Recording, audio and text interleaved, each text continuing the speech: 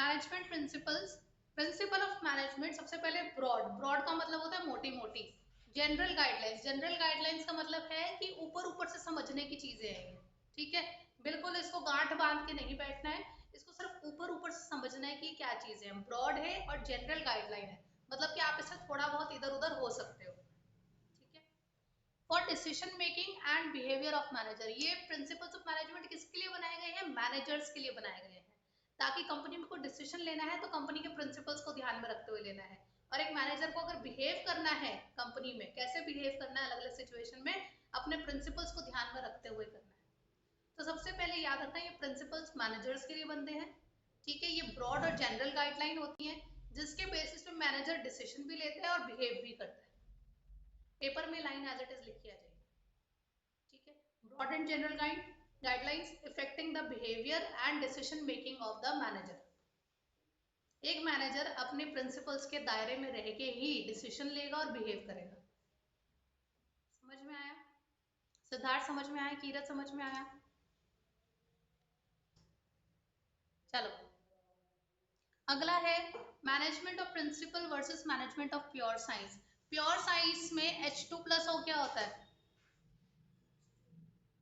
H2O, H2O+O क्या होता है? क्या होता है H2+O? हाँ, H2O वाटर होता है, ठीक है।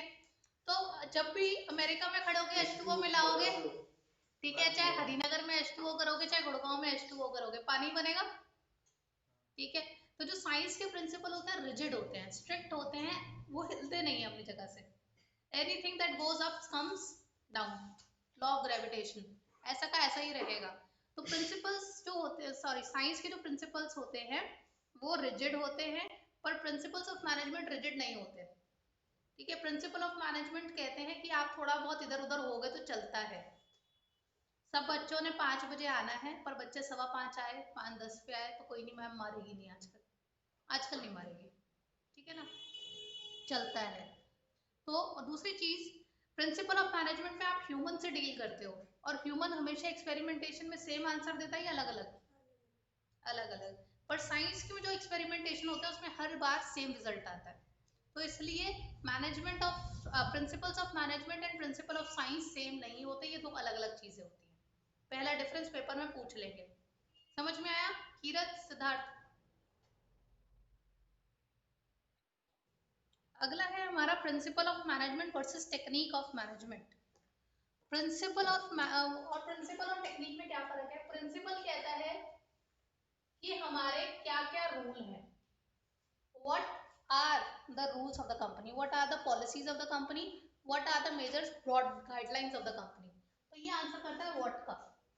और टेक्निक जो होती है, टेक्निक्स ऑफ मैनेजमेंट, वो बताता है how to achieve the principles या how to achieve the work. तो जो आपकी प्रिंसिपल्स ऑफ मैनेजमेंट होते हैं वो आपके व्हाट का आंसर देते हैं, और जो आपके टेक्निक्स ऑफ मैनेजमेंट होते हैं वो हाउ का आंसर देते हैं कि आप ये कैसे कर सकते हो, ठीक है। ये मैं अभी चैप्टर पढ़ाऊंगी, उसके एंड तक आते आते पहले हम प्रिंसिपल पढ़ेंगे, बाद में हम टेक्निक पढ़ेंगे। तो दोनों आपके आ जाएंगे। टेक्निक के अंदर आपके प्रोसीजर, मेथड, ये सब चीजें आती हैं जिसके द्वारा आप अपने गोल्स को अचीव कर सकते हो। वहीं पे प्रिंसिपल्स के अंदर आपके डिसीजन और आपके एक्शन होते हैं जो आपको कंपनी में काम करते हुए ध्यान में रखने होते हैं।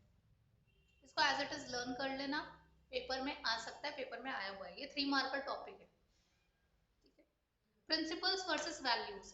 प्रिंसिपल आपके सिद्धांत होते हैं, प्रैक्टिकली बने हुए सिद्धांत होते हैं। वैल्यूज होती हैं आपको जो अच्छी अच्छी बातें बताई जाती है, जैसे honesty is the best policy. इसका क्या मतलब है? माँ बाप ने सिखा रखा है, कोई गरीब बेसहारा आके 4 आंसू बहाए, ठीक है, तो उसको क्या करना, अपनी जेब से 4 पैसे दे देना।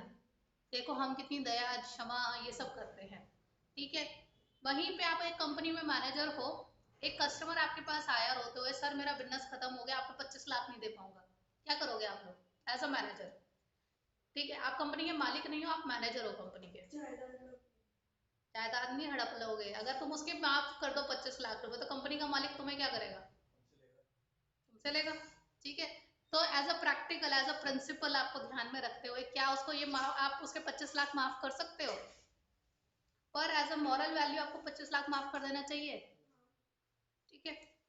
तो प्रिंसिपल और वैल्यूज, ये दोनों चीजें भी अलग अलग होती हैं, ठीक है। वैल्यूज वो अच्छी चीजें होती हैं जो डिजायरेबल होती हैं, जो एक्सेप्टेबल होती हैं, ये मॉरल कंडीशंस होती हैं, और प्रिंसिपल जो होते हैं वो ट्रुथ होते हैं, प्रैक्टिकल चीजें होती हैं, ठीक है। तो principle is all about practicality and values is all about what the society expect you to be. Values जो होती हैं वो बिहेवियर होता है जो कॉमन प्रैक्टिस में आप देखते हो, जो समाज आपसे चाहता है, और प्रिंसिपल्स ऑफ मैनेजमेंट जो वर्क सिचुएशन में आप प्रॉब्लम डील करते हो, टेक्निकल प्रॉब्लम जो फेस करते हो, उनका होता है। ये तीनों का फर्क समझ में आ गया। इसमें से एक फर्क 2 से 3 नंबर में आ सकता है, 1 से 3 नंबर में। सिद्धार्थ, कीरत समझ में आया? बहुत झाड़ा है आज मैंने, बहुत लड़ाई हो गई आज मेरी उससे, टेस्ट नहीं दे रहा था, फिर मैंने एब्सेंट लिख दिया तो मुझसे लड़ने लग गया, अपने एब्सेंट को लिखा। चलो, nature characteristic feature of management principles. अब ये देखो इन्होंने क्या करा है, स्लैश स्लैश और स्लैश करा है। तो नेचर, करेक्टरिस्टिक और फीचर एक ही चीज होती है। फर्स्ट चैप्टर के अंदर फीचर और नेचर अलग अलग है, सेकंड चैप्टर ऑनवर्ड्स नेचर और फीचर करेक्टरिस्टिक्स एक ही चीज है, याद रखना, ठीक है। तो पेपर में नेचर पूछ लिया, पेपर में करेक्टरिस्टिक पूछ लिया, पेपर में फीचर पूछ लिया, तो एक ही चीज पूछ रहे हो। सिर्फ मैनेजमेंट चैप्टर के अंदर नेचर का मतलब साइंस एंड प्रोफेशन है, और किसी चैप्टर में अलग से मतलब नहीं है। तो सबसे पहले जो मैनेजमेंट प्रिंसिपल होते हैं, जनरल गाइडलाइन होती है। जनरल गाइडलाइन होता है मोटी मोटी कही हुई बातें, ठीक है। The principle of management are general guideline to the managerial action. For example, अगर दो डिपार्टमेंट की लड़ाई हो जाती है तो मैनेजर को किस पे फोकस करना चाहिए, दोनों डिपार्टमेंट की लड़ाई सुलझाने, मतलब कि दोनों डिपार्टमेंट में देखना है, ये देखने में कि कौन सही है कौन गलत, या ये देखने में कि मेरी कंपनी का काम रुक रहा है उसको निपटाओ, ठीक है ना। तो जनरल गाइडलाइन ये कहता है कि मोटी मोटी आपको बात समझा दी कि प्रियांशी की, अंकित की, ईशान की कितनी लड़ाई होती है, भाड़ में जाए, मुझे तो कोर्स करवाना है, ठीक है ना। तो ये जनरल गाइडलाइन है। अब मैं बीच में फंस के उनको सॉल्व करवाऊं या अलग रह गया क्लास में से एक आधे को धक्के मार के निकालू, तो मेरी मर्जी है, ठीक है। तो आपको मोटी मोटी बात समझा दी। अब अंडरलाइन करना, कीवर्ड्स आ गए। जो प्रिंसिपल्स ऑफ मैनेजमेंट है, कीवर्ड है, मार्क कर लेना। Do not provide readymade straight jacket solution to all the managerial problem. This is so because real business situations are very complex and dynamic and are result of many factors. General principle, general guideline के अंदर ही है ये, 3-4 line है। Readymade straight jacket solution,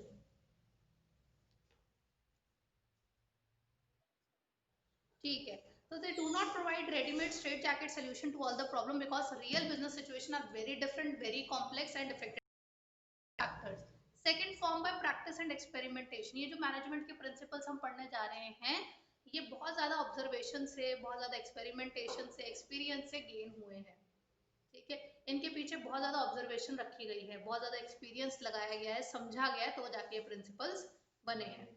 third, contingent. Contingent का मतलब होता है situational, कौन सी सिचुएशन में कौन सा प्रिंसिपल लगाना है, ये बहुत इफेक्ट करता है या बहुत ही ज्यादा मैटर करता है। The application of management principle is contingent और dependent upon the prevailing situation. तो किस वक्त कौन सी स्थिति में कौन सा प्रिंसिपल लगाना है, यहाँ पे आपको दिमाग लगाना पड़ेगा। The application of principle has to be change as per requirement. अगर मैं कोई भी प्रिंसिपल्स अभी जो हम पढ़ेंगे, वो स्थिति के अनुसार आपके प्रिंसिपल्स बदलते चले जाते हैं, ठीक है। अगर मुझे लगता है कि तुम तीनों मेरे यहाँ काम करो, तुम तीनों मेरे यहाँ मैनेजर्स हो, ठीक है, प्रियांशी जो है जॉब छोड़ के जा रही है, मुझे क्या लग रहा है वो जॉब क्यों छोड़ के जा रही है, कि सैलरी का इशू है उसको। तो मैंने प्रियांशी को बुलाया, मैंने कहा तुम्हारी सैलरी जो है मैं 10 लाख से 15 लाख कर देती हूँ। प्रियांशी ने कहा कि मैं फिर भी छोड़ के जा रही हूँ, मुझे नहीं रुकना। तो अब मुझे उसकी सिचुएशन पता चली कि उसको जो है हरासमेंट फील हो रही है यहाँ पे। तो अब मुझे जो है, उसको ऐसा लगता है कि मैं लड़की हूँ तो मुझे ढंग से ट्रीट नहीं मिलता एज कम्पेयर टू अदर लड़के जो मैनेजर्स हैं, उनके कंपैरेटिवली एज अ लड़की मैनेजर मुझे बेटर ट्रीटमेंट नहीं मिल रहा है, तो मैं इस कंपनी में काम नहीं करूंगी। तो यहाँ पे मैं उसको सैलरी का प्रिंसिपल लगाऊं या उसको इक्वल ट्रीटमेंट का प्रिंसिपल लगाऊं? तो सिचुएशन के हिसाब से आपका प्रिंसिपल चेंज हो जाता है, ये होता है कंटीजेंट। कीरत, सिद्धार्थ समझ में आया? ठीक है। नेक्स्ट है फ्लेक्सिबल। ये रिजिड नहीं होते हैं, ठीक है। रिजिड नहीं होते हैं का मतलब है कि बन गए बस ऐसा का ऐसे चलेंगे, नहीं। आप सिचुएशन के हिसाब से, जगह के हिसाब से इनको मॉडिफाई कर सकते हो। ठीक है, कब कितनी पावर अपने हाथ में रखनी है, कब कितनी पावर जो है ढीली छोड़नी है, नहीं। आप फ्लेक्सिबल है, इसका मतलब है फ्लेक्सिबल, उसका मतलब है सिचुएशन। आप फ्लेक्सिबल कभी भी कम ज्यादा कर सकते हो। ठीक है, एक ऑर्गेनाइजेशन होगी जिसने टीचरों को ज्यादा पावर दे रखी होगी, और एक ऑर्गेनाइजेशन होगी सारी पावर प्रिंसिपल ज्यादातर पावर लेके बैठी होगी। एक स्कूल होगा जो मॉनिटर्स को काफी सारी पावर देता होगा, और एक स्कूल होगा मॉनिटर सिर्फ चुप कराने का काम करवाता होगा। होता है कि नहीं? तो ये फ्लेक्सिबल होता है, कहाँ पे आपको कितनी पावर देनी है, कहाँ पे आपको नहीं देनी है, कहाँ पे आपको सैलरी इक्वल देनी है, कहाँ पे नहीं देनी है, आप उसको कम ज्यादा कर सकते हो। Universal applicability. Universality or management principle means that the principle of management are applicable to all type of organization, business as well as non-business। इसका मतलब ये है कि ये जो प्रिंसिपल्स हैं आप स्कूल में भी अप्लाई कर सकते हो, ट्यूशन में भी अप्लाई कर सकते हो, हॉस्पिटल में भी अप्लाई कर सकते हो, ऑफिस में भी अप्लाई कर सकते हो, कहीं पे भी आप अप्लाई कर सकते हो। कहीं पे ये ज्यादा इफेक्टिव होंगे, कहीं पे कम होंगे, पर अप्लाई हो जाएंगे कम ज्यादा में। Cause and effect relationship. आपके हर उठाए हुए प्रिंसिपल का कुछ ना कुछ इफेक्ट होगा, तो आपके हर एक्शन कुछ ना कुछ रिएक्शन देगा। आपका लगाया हुआ हर प्रिंसिपल, जैसे कि मैंने उसको सैलरी दी, तो हो सकता है उसका इफेक्ट कम आया। प्रियांशी की मैंने सैलरी बढ़ाई, ठीक है, उसका प्रिंसिपल से हो सकता है उसको 1% थोड़ा अच्छा लगा हो कि मेरे को जो है सैलरी बढ़ा रहे हैं, बट उसको अगर मैंने वहीं पे दूसरा प्रिंसिपल लगाया, ठीक है, तो वो ज्यादा खुश होगी जहां मैंने उसको इक्वालिटी ट्रीटमेंट दिया। पर मेरे हर प्रिंसिपल का कुछ ना कुछ रिएक्शन था। ठीक है, for every action you take there is an equal and opposite reaction. तो सिमिलरली आपके जो प्रिंसिपल्स हैं, जब आप अप्लाई करते हो कुछ ना कुछ वो रिएक्शन देंगे। ठीक है, हाउएवर करके इसके अंदर लिखा हुआ है कॉज एंड इफेक्ट के अंदर, कि principal of management less than perfect होते हैं क्योंकि आप ह्यूमन बिहेवियर से डील कर रहे हो सकता है वही प्रिंसिपल अगर मैं ईशान पे लगाती 15 लाख वाला, वो बहुत ज्यादा खुश हो जाता, पर वही 15 लाख मैंने प्रियांशी पे लगाया तो वो इतना ज्यादा खुश नहीं हुई। ठीक है, तो ये भी आपका cause and effect less than perfect है। पेपर में लाइन आई हुई है कि principles of management are less than perfect, how can you say that. तो आप लिखोगे क्योंकि इसमें हम ह्यूमन बिहेवियर से डील कर रहे हैं और हमारे पास हमेशा अलग अलग रिजल्ट आएंगे। बिहेवियरल, ये जो मैनेजमेंट ऑफ प्रिंसिपल्स हैं ये मैनेजर्स के बिहेवियर को बड़ा इफेक्ट करते हैं। ठीक है, तो एक मैनेजर को कैसे बिहेव करना है कंपनी में, वो उसको प्रिंसिपल्स को ध्यान में रखते हुए करना है। ठीक है, for example people and material should be in suitable place. तो हमारा एक प्रिंसिपल कहता है ऑर्डर वाला कि हर चीज अपनी सही जगह पे होनी चाहिए। तो अगर आप एज अ मैनेजर हो और आपको दिख रहा है कि हाँ जी स्टेशनरी की आइटम जो है वो प्रोडक्शन डिपार्टमेंट में है और प्रोडक्शन डिपार्टमेंट के औजार जो है वो फाइनेंस डिपार्टमेंट में पड़े हैं, तो आप क्या करोगे एज अ मैनेजर? उन चीजों को वापस उनकी जगहों पे रखोगे। तो एक मैनेजर को कैसे बिहेव करना है, उसको प्रिंसिपल्स के अंदर रहते हुए उनको समझ के ही बिहेव करना है। इतना समझ में आया? क्लियर है? ठीक है। इम्पोर्टेंस, सिग्निफिकेंस का मतलब होता है इम्पोर्टेंस ऑफ मैनेजमेंट प्रिंसिपल्स। ये जो हम प्रिंसिपल्स पढ़ रहे हैं इनकी क्या इंपॉर्टेंस है? सबसे पहले it provide manager with useful insight into the real world situation. इस चैप्टर के अंदर हम जितनी भी केस स्टडीज पढ़ेंगे, जितने भी हम आपके प्रिंसिपल्स पढ़ेंगे, ये रियल लाइफ में इफेक्ट करेंगे, रियल लाइफ में आप फेस करोगे कहीं ना कहीं जाके। कल को आप मैनेजर बनते हो, कल को आप कुछ भी काम करते हो, जॉब करते हो, बिजनेस करते हो, आप ये प्रिंसिपल्स फेस करोगे। ठीक है, तो ये आपको रियल लाइफ में देखने को हेल्प करते हैं, आपकी नॉलेज बढ़ाते हैं, आपकी अंडरस्टैंडिंग बढ़ाते हैं, आपको एक अच्छा मैनेजर बनाते हैं और आपका टाइम बचाते हैं। ठीक है, एक मैनेजर बनाने में, अच्छा मैनेजर बनाने में आपको हेल्प करते हैं क्योंकि रियल सिचुएशन कहीं ना कहीं ऐसी ही होती है। ठीक है, then second, optimum utilisation of resources and effective administration. इस चैप्टर के अंदर आपको बहुत सारे प्रिंसिपल्स ऐसे पढ़ाए जाएंगे जिसके अंदर आपको समय की, सामान की, पैसों की बचत करना सिखाया जाएगा, जिसके द्वारा आप effective and efficient use of resources सीखेंगे। ठीक है, तो ह्यूमन मटेरियल इन सबको कैसे अच्छे से यूज करना आप ये सब सीख जाते हैं, इफेक्टिव एडमिनिस्ट्रेशन आपको आ जाता है। Third, scientific thoughtful decision. ये जो जितने भी मैनेजमेंट प्रिंसिपल्स हैं ये ऑब्जर्वेशन से, एक्सपेरिमेंटेशन से, ठीक है, परफॉर्मेंस क्या बोलते हैं इसके लिए, एक वर्ड था, ऑब्जर्वेशन, एक्सपेरिमेंटेशन और पर्सनल एक्सपीरियंस से बने हैं। तो ये ऐसी ही हवाबाजी में बनाए हुए नहीं है, इनके ऊपर बहुत दिमाग लगाया गया है इन प्रिंसिपल्स को बनाने में। Meeting changing environment requirement. Principal of management help the manager. अगर आपको ये प्रिंसिपल्स बहुत अच्छे से आते हैं और आपकी मैनेजमेंट में एकदम से कोई बदलाव आ जाता है, आपके आसपास कोई बदलाव आ जाता है, कोरोना वायरस आ जाता है, कुछ भी आ जाता है, तो आपको ये बदलते हुए बदलाव को हैंडल करने में आपको हेल्प करते हैं कि you can very well handle the different situation coming in your way. Fulfilling social responsibility, क्योंकि इसके अंदर कुछ चीजें आपको ऐसे सिखाई जाती है, जैसे एक चीज सिखाई गई है इक्वल ट्रीटमेंट, ठीक है। इक्वल ट्रीटमेंट कहीं ना कहीं सोशल रिस्पॉन्सिबिलिटी निभाता है कि नहीं निभाता, निभाता है। देन रेम्यूनरेशन, सैलरी ऐसी आनी चाहिए कि देने वाले को भी खुशी हो, लेने वाले को भी खुशी हो, जिसको आप दे रहे हो उसको भी ना चुभे, जिसको मिल रही है मतलब लेना देना दोनों को अच्छी लगे, एज एम्प्लॉय भी और एम्प्लॉयर भी। समझ में आया? तो ये एक सोशल रिस्पॉन्सिबिलिटी को भी दर्शाता है। Then management training educational research, आपकी आगे की पढ़ाई है, आप लोग बीबीए करोगे, एमबीए करोगे, आगे तक आपके साथ ये प्रिंसिपल्स चलेंगे, आपको आगे भी पढ़ने को ये सब मिलेगा। इतना समझ में आया? इसमें स्पैन ऑफ कमांड यहाँ पे नहीं है ना, स्पैन, ठीक है। शुरू करें अब आगे, किस किस को नींद आ गई? ग्रीन टी पियो होगी, पियो, बहुत गंदी है, ठीक है। सिद्धार्थ कीरत जिंदा, हेनरी फयोल, नाम सुनने में अंग्रेजी लगता है, हाईफाई की नहीं लगता, ठीक है। इसमें दो बंदे हैं इस पूरी किताब के अंदर, फयोल और टेलर, ठीक है। टेलर, दर्जी, ठीक है। फयोल और टेलर, इनमें से किसका नाम ऐसा लगता है फैक्ट्री वाला और किसका नाम ऑफिस वाला लगता है? और टेलर दर्जी वाला, ठीक है। ऊपर दर्जी बैठते हैं, ऊपर सारे टेलर हैं, ठीक है। हम सारे फयोल हैं, ऐसे याद कर लेते हैं, ठीक है। That was a class. ऊपर टेलर का काम होता है ना, ऊपर सारी सिलाई विलाई का कुछ काम होता है, वो दर्जी हैं सारे, ठीक है। तो ऊपर टेलर बैठा है, नीचे हम फयोल बैठे हैं, लर्न इट दैट वे।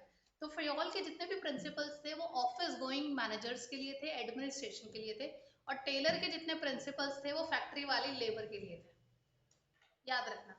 तो वो जो फयोल था वो फैक्ट्री के हिसाब से ज्यादा, सॉरी टेलर जो था वो फैक्ट्री के हिसाब से ज्यादा सोचता था, फयोल ऑफिस के हिसाब से ज्यादा सोचता था।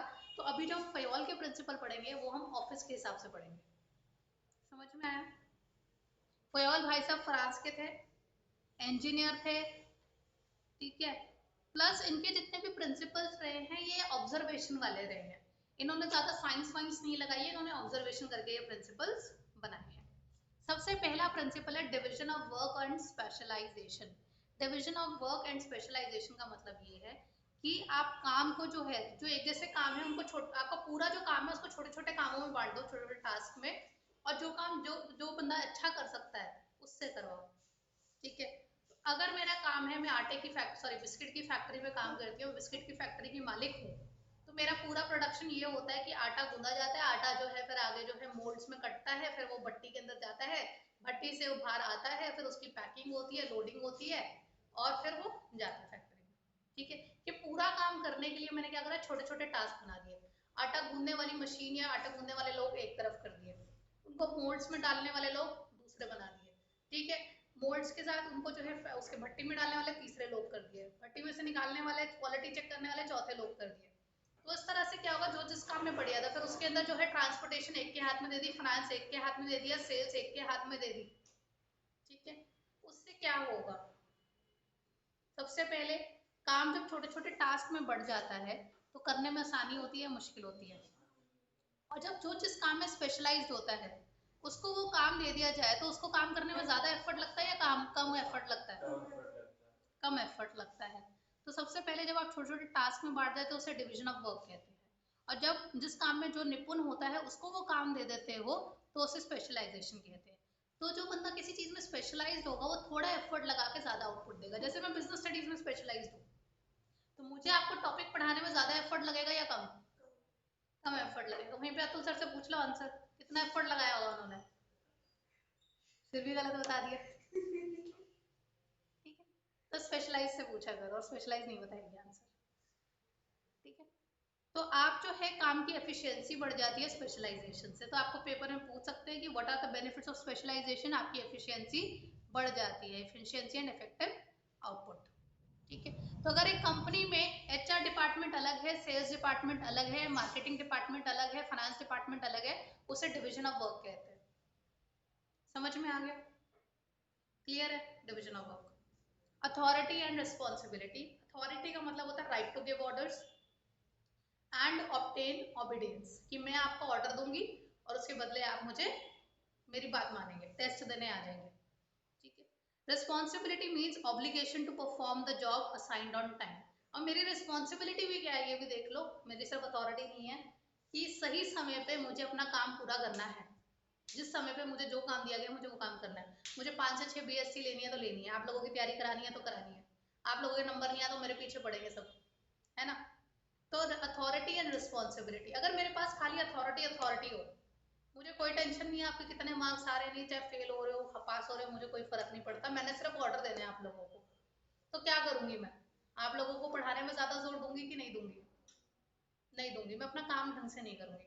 और वहीं पे आप लोग मुझे ड्यूटी पे ड्यूटी दे दोगे, हमारे बच्चे के तो नंबर पूरे आने चाहिए, पर हमारा बच्चा ना तो टेस्ट देने आएगा, ठीक है, जो टेस्ट देने बुलाओगे उस टाइम तो बिल्कुल नहीं आएगा, और ना ही आपकी बात सुनेगा ढंग से, ना ही क्लास लॉग इन करेगा, उसकी मर्जी है, पर नंबर आपने दिलाने हैं, तो क्या मैं अपना काम पूरा कर पाऊंगी? क्या हो गया, हंस क्यों रही हो? तो भी नहीं कर पाऊंगी। ठीक है। तो अथॉरिटी और रिस्पॉन्सिबिलिटी दोनों का बैलेंस होना चाहिए। मैं ताने बहुत मारती हूँ, है? हर साल मिलते हैं। ठीक है। तो अथॉरिटी और रिस्पॉन्सिबिलिटी दोनों होना चाहिए। अगर अथॉरिटी ज्यादा है रिस्पॉन्सिबिलिटी से तो मिसयूज ऑफ पावर होता है, और रिस्पॉन्सिबिलिटी ज्यादा है अथॉरिटी से तो काम कभी कंप्लीट नहीं होगा। तो इसमें इन्होंने एग्जाम्पल कोट किया हुआ है कि एक प्रोडक्शन मैनेजर है, उसको टास्क दिया हुआ है कि आपको इतने स्कूटर बनाने हैं, पर उसको परमिशन नहीं है कि विदाउट आप सीनियर से पूछे मटेरियल को हाथ नहीं लगा सकते, कुछ नहीं हाथ लगा सकते, विदाउट परमिशन आप कुछ नहीं कर सकते, तो काम पूरा कर पाएगा? काम पूरा नहीं कर पाएगा। वहीं पे उस मैनेजर को जो है अगर बोल दिया कि तुम्हें ये जो है जब मर्जी पूरे करने हो कर देना, तो क्या वो मैनेजर काम पूरा करेगा? तो मिसयूज ऑफ पावर करेगा, बैठा रहेगा बैठा रहेगा। एक और इन्होंने एग्जाम्पल कोट किया हुआ है, एक सेल्स मैनेजर है, ठीक है, उसको जो है हक है 30 दिन तक का उधार देने का। सेल्स मैनेजर है, वो बिजनेस डील करने के लिए 30 दिन तक का उधार दे सकता है। उसके पास एक पार्टी आई, कहती 50 लाख का ऑर्डर दूंगा तो मुझे 60 दिन का उधार दे दे।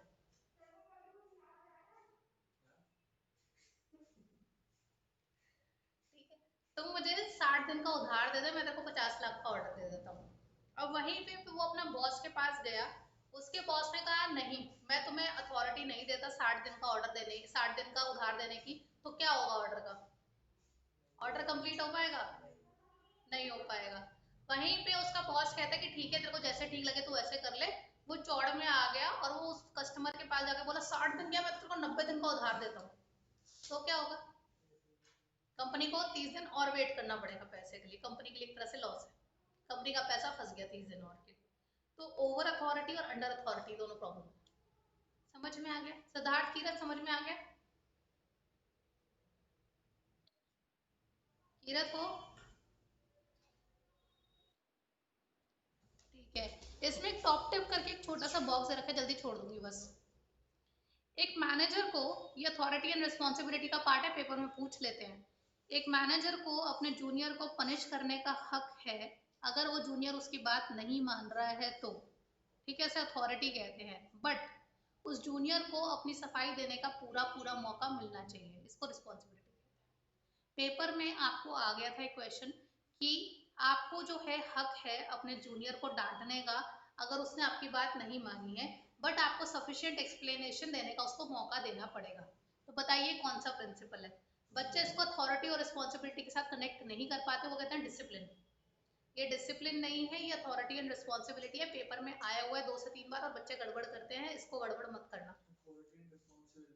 हाँ, कि आपका जूनियर आपके ऑर्डर को नहीं मान रहा है तो आप उसे डांट सकते हो, पर आप उसको सफाई का मौका दोगे एक बार, कि उसने क्यों नहीं माना है, उसको एक्सप्लेनेशन का मौका मिलना चाहिए। ये अथॉरिटी एंड रिस्पॉन्सिबिलिटी में आएगा। कीरत समझ में आया? सिद्धार्थ?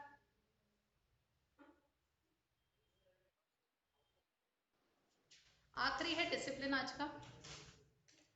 डिसिप्लिन क्या होता है, कीवर्ड मार्क कर लेना, obedience to organisational rule and employment agreement. आपकी जो कंपनी के रूल हैं और आपके जो अग्रीमेंट में कॉन्ट्रैक्ट में आपने साइन करा है, आपको वो चीजें माननी पड़ेंगी। ठीक है। अब कीवर्ड पेपर में क्या लिख के आएंगे, सबसे पहले तो ये आपसे डिसिप्लिन की डेफिनेशन पूरी याद रखना। ठीक है। दूसरी चीज, good superior at all levels. अगर आपके टॉप पे जितने भी सीनियर्स हैं वो सारे अच्छे से हैं, अच्छे से आपको सपोर्ट कर रहे हैं, तो वहाँ पे डिसिप्लिन है। अगर आपके यहाँ पे जितने भी contract fair and fair agreements हैं, क्लियर एंड फेयर, मतलब आपके कॉन्ट्रैक्ट में कोई भी हिडन चीजें नहीं होती, आपको पागल नहीं बनाया जाता, तो आपके यहाँ पे डिसिप्लिन है। अगर आपके यहाँ पे पनिशमेंट सोच समझ के दी जाती है, जुडिशियस एप्लीकेशन ऑफ पेनल्टी, बात बात पे पेनल्टी नहीं मिलती है, बहुत सोच समझ के कभी कभी पेनल्टी मिलती है, तो वहाँ पे डिसिप्लिन है। ठीक है, अब यहाँ पे भी पनिशमेंट की बात आ गई और हमने अथॉरिटी एंड रिस्पॉन्सिबिलिटी में भी पनिशमेंट पढ़ा था, तो बच्चे यहाँ कंफ्यूज हो जाते हैं। ठीक है, अगर आपको जुडिशियस एप्लीकेशन ऑफ पेनल्टी आया तो डिसिप्लिन लिखना है, और अगर ये आया कि आपका जो जूनियर है अगर आपकी बात नहीं मान रहा है तो आप उसे पनिश कर सकते हो, बट उसे सफाई का मौका देना है अपनी, तो वो अथॉरिटी एंड रिस्पॉन्सिबिलिटी है। समझ में आया? लैंग्वेज के साथ प्ले होगा, बिजनेस स्टडीज में खासकर लैंग्वेज के साथ प्ले है, आपका लैंग्वेज स्ट्रॉन्ग होना चाहिए। फॉर एग्जाम्पल, सबसे पहले याद रखना good superior at all level, clear and fair agreement and judicious application of penalty. ये तीनों में से कोई वर्ड आ गया और पूछेंगे कौन सा प्रिंसिपल है, डिसिप्लिन। आया हुआ है बोर्ड्स में 3 से 4 बार, मत छोड़ के जाना। For example suppose management and labour, इनका कुछ कॉन्ट्रैक्ट हुआ है जहाँ पे वर्कर कहते हैं कि हम ओवर टाइम काम करेंगे विदाउट एडिशनल पेमेंट, और मैनेजमेंट उनसे वादा करती है कि जब हम अपना काम पूरा कर लेंगे तो हम आपके साथ प्रॉफिट का हिस्सा बांटेंगे, आपकी सैलरी इंक्रीज कर देंगे। तो ये काम पूरा हो जाने के बाद दोनों को अपना वादा निभाना चाहिए। तो बताओ ये कौन सा होगा प्रिंसिपल, डिसिप्लिन। ये पेपर में आया हुआ है, पेपर में यही लाइन एक क्वेश्चन बन के आई थी और पूछा था कौन सा प्रिंसिपल है। तो मैनेजमेंट और वर्कर्स को अपना अग्रीमेंट निभाना चाहिए, अपना वादा निभाना चाहिए। ठीक है, यहाँ पे वर्करों की बात आ गई तो आपको लगेगा टेलर का प्रिंसिपल है वर्कर वाला, तो एक टेलर का भी प्रिंसिपल और एक ये भी है, बट यहाँ पे ये बात करिए कि दोनों ने वादा किया और दोनों को अपना वादा निभाना होगा, तो उसके अंदर डिसिप्लिन आएगा। समझ में आया? ठीक है, आज के लिए इतना ही रखते हैं, कल की कोशिश करती हूँ कल क्लास रख सकूँ, नहीं तो फिर मंडे रखूँगी। ठीक है, अगर मैंने मंडे रखा तो मैं हो सकता है सैटरडे को टेस्ट अलाइन करूँगी इसका। ठीक है, चलो, चाओ।